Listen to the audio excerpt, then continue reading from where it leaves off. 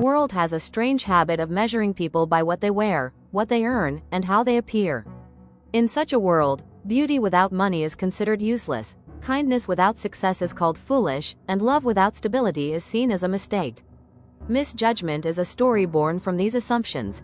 It is the story of Rohit, charming, sincere, and deeply human yet constantly dismissed because he lacks one thing society worships: financial security.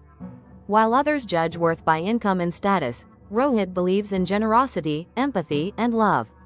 And it is this very innocence that places him at the center of a lesson the world rarely teaches honestly. Is that we truly see people, or only the labels we place upon them? If you're not rich, being charming doesn't help much. Romance is something for wealthy people, not for those without jobs. Poor people should focus on being practical and sensible. It's better to have a steady income than to be interesting. These are important truths that Rohit never understood. Sadly, Rohit wasn't very smart. He never said anything clever or even rude. But he was very handsome, with neat brown hair, a sharp face, and gray eyes. Everyone liked him, both men and women. He had many talents, except making money. His father left him only a big iron box with some garments. Rohit that lived on $200 a year from an old aunt. He tried many jobs.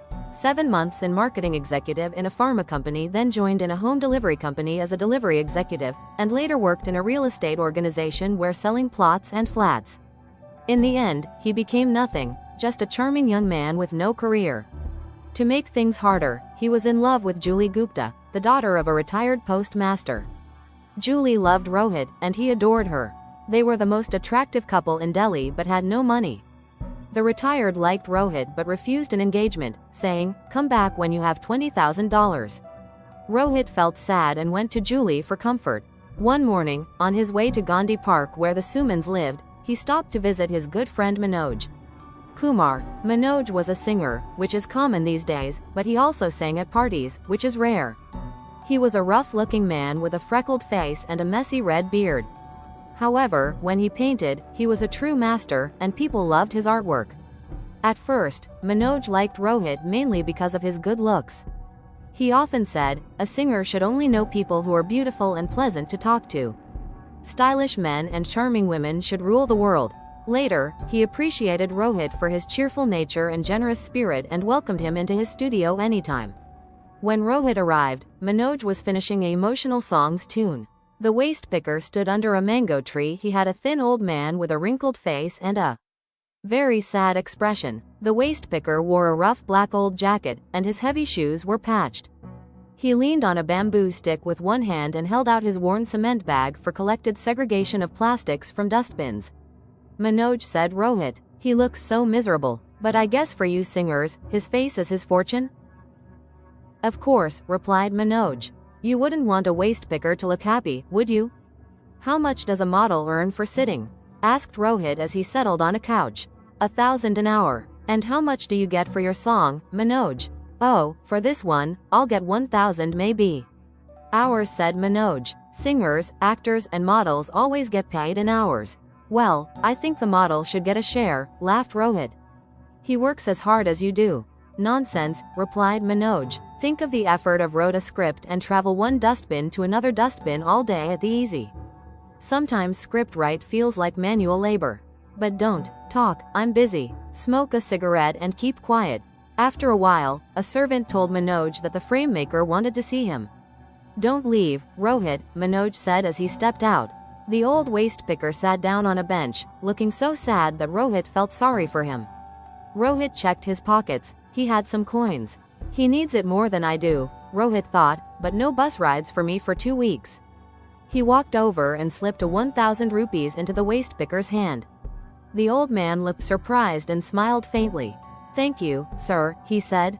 Rohit left, happy what he had done. He spent the day with Julie, got a playful scolding for spending too much, and had to walk home.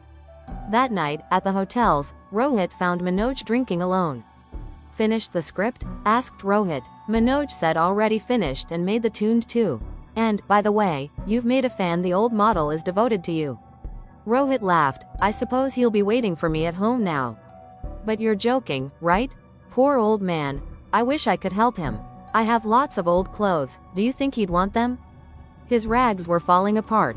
Rohit replied, he looks perfect in those rags. You wouldn't wanted to sing any songs upon him.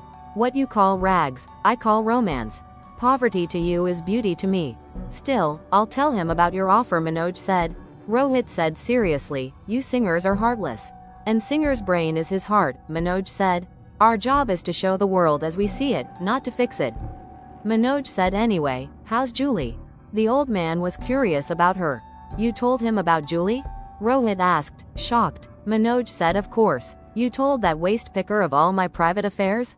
Rohit cried angrily. My dear boy, Manoj said and smiled, that waste picker is one of the richest men in Delhi. He owns houses everywhere, eats off gold plates. What do you mean? Rohit exclaimed. Exactly what I said, Manoj replied. He is a millionaire and a friend of mine. He buys my music and hires me to write a song on that as acting like waste picker for fun. A millionaire's fantasy. And those rags? They're mine, from Chandni Market in Delhi. Good heavens, Rohit gasped. Rohit groaned. I gave him 1,000 of rupees and sank into a chair, looking upset. You gave him money? Shouted Manoj, bursting into laughter. My dear friend, you'll never see that again. I think you should have told me, said Rohit angrily, instead of letting me make a fool of myself. Well, Rohit, Manoj replied, I never imagined you'd hand out money so freely. I could understand you kissing a pretty model, but giving 1,000 to an ugly one, never. What a fool he must think I am, said Rohit. Not at all, Manoj laughed. He was delighted after you left, kept chuckling and rubbing his hands.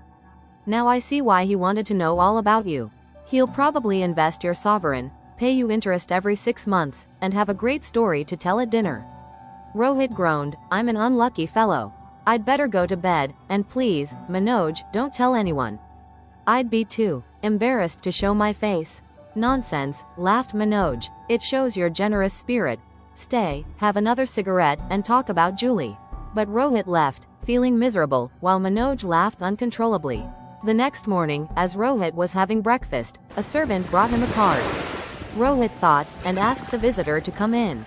An old gentleman with gold spectacles and grey hair entered and said politely, Have I the honor of addressing Rohit Kumar? Rohit nodded. I've come from Delhi, the man continued. Please give him my apologies, stammered Rohit. The man, said the gentleman with a smile, has sent you this letter. He handed Rohit a sealed envelope. On the outside was written, a wedding present to Rohit Kumar and Julie Gupta, from an old waste picker. Inside was a check for 300,000 rupees. When Rohit and Julie married, Manoj was the best man, and that rich man gave a speech at the wedding ceremony.